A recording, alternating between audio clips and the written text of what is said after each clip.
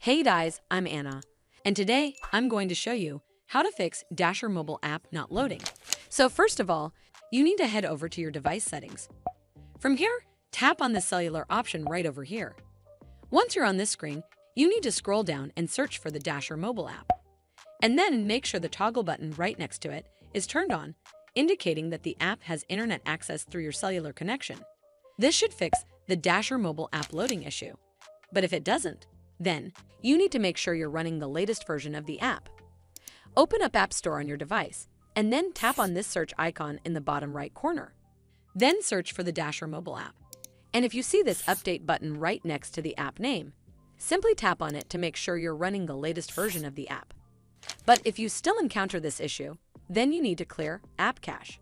Go to your device settings and then scroll all the way down to General and tap on it. Then tap on iPhone Storage. From here, search for the Dasher mobile app and then tap on it. Once you're on this screen, you need to tap on Offload App. Tap again to confirm. It'll take a bit for processing, and then a Reinstall button will show up. Simply tap on it to reinstall the app.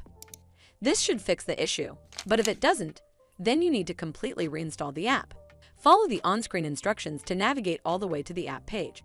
Once you're on this screen, tap on Delete App to uninstall the app from your device.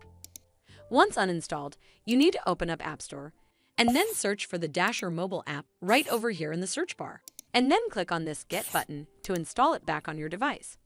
Well, that's how you fix Dasher mobile app not loading. I hope you found this video helpful, and if you did, make sure you give it a thumbs up to see more videos like this, and don't forget to hit that subscribe button. We'll see you in the next one.